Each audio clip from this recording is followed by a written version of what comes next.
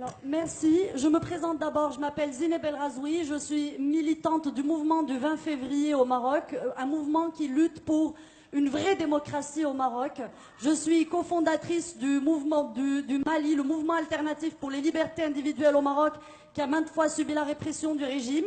Je suis une journaliste au chômage au Maroc après la fermeture du support où je travaillais par le régime et dont voici le directeur, qui est l'auteur d'un livre censuré au Maroc parce que c'est un livre qui parle du roi du Maroc et qui est un homme accusé qui vient d'être inculpé il y a quelques mois pour le vol d'un ordinateur qui lui appartient.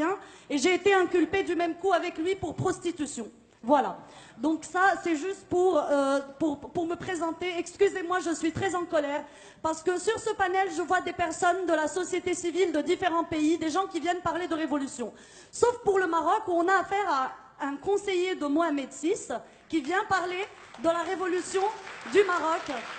On a monsieur Driss Yazami qui est le conseiller de Mohamed VI qui est là pour parler de la révolution au Maroc, qui a parlé de choses très littéraire et très généraliste et qui a escamoté réellement ce qui se passe au Maroc. J'aimerais vous répondre point par point. Je ne veux pas être très très longue. Vous avez parlé... Merci de ne pas être très très longue. Oui, je ferai de mon mieux. Vous avez parlé de la transition qui aurait commencé au Maroc depuis 99, depuis l'avènement de Mohamed VI. En 99, au Maroc, on nous a dit maintenant Hassan II est mort, vous êtes en démocratie. Et c'est ceci la doctrine officielle de l'État marocain. Vous avez parlé de l'instance équité et réconciliation au sein de laquelle vous avez siégé. Le rapport général de cette instance n'a jamais intégralement été rendu public. Les passages sur Ben Barka et les fausses publiques n'ont jamais été rendus publics. Par ailleurs, les recommandations de l'instance équité et réconciliation, aucune de ces recommandations n'est jamais entrée en vigueur. Vous avez parlé de la Moudawana, du code de la famille. Moi, en tant que femme marocaine, j'explique que ce texte est tout sauf égalitaire. J'hérite toujours la moitié de ce que vous, en tant qu'homme marocain, héritez, même si je paye mon café au même prix. Moi, en tant que marocaine athée, l'État du Maroc m'interdit d'épouser l'homme de mon choix. Cet homme est obligé de se convertir à l'islam et je passe d'autres inégalités. Je parle aussi de... Vous avez aussi parlé d'un pas qui serait remarquable selon vous, qui est l'instance contre la corruption. Je précise que Transparency International, leur remise de prix cette année a été interdite par le régime marocain 3 fois de suite. Le remise de prix devait être donné au militant Shakib Khiyari qui était condamné à 3 ans de prison au Maroc pour avoir dénoncé la corruption.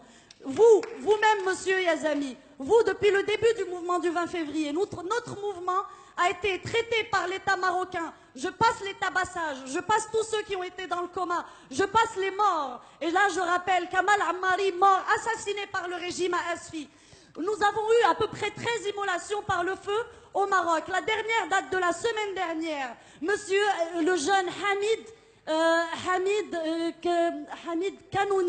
Hamid Kanouni, 30 ans, immolé par le feu le 7 août à Berkane, décédé le 9 août.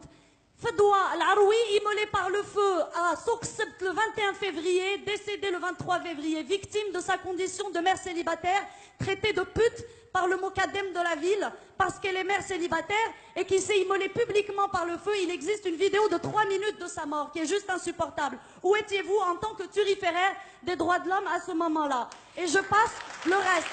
Le 15 mai, le dimanche 15 mai, nous avons été tabassés aux portes de Rabat. Nous avons été manifestés contre le bagne secret de Temara, qui figure dans les rapports de Human Rights Watch, d'Amnesty International, la prison verte de Temara, qui est un secret de Polichinelle, où des centaines ou peut-être des milliers de personnes sont passées, avec des témoignages de personnes qui ont été violées par des tessons de bouteilles, des enfants en bas âge. Et là, il y a le fils, comment il s'appelle l'islamiste là? Le fils, enfin vous connaissez son cas, sa mère n'arrête pas de le dénoncer.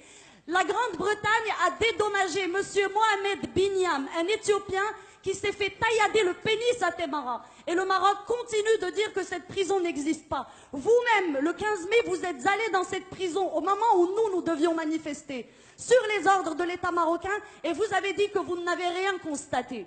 Alors que cette prison existe dans les rapports et les témoignages. Et vous le savez très très bien.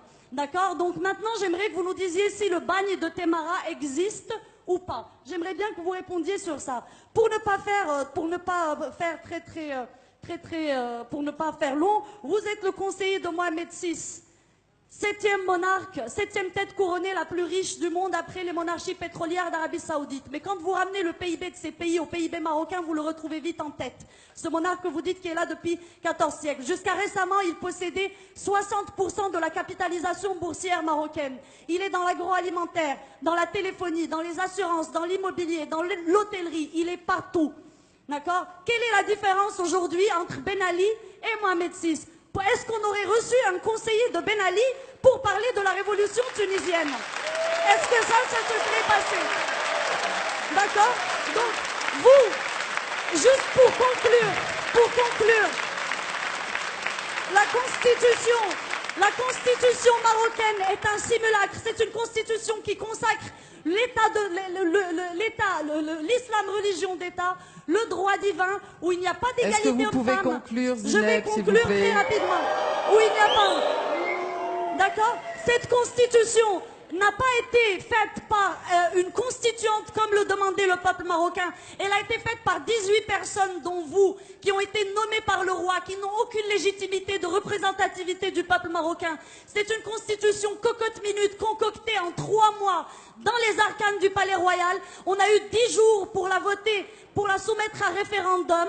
Elle a été votée à 99% de oui, ce qui est un score digne de la Corée du Nord. D'accord? Donc, ne venez pas nous parler de démocratie, monsieur le conseiller du roi. Ok, voilà. merci Zineb.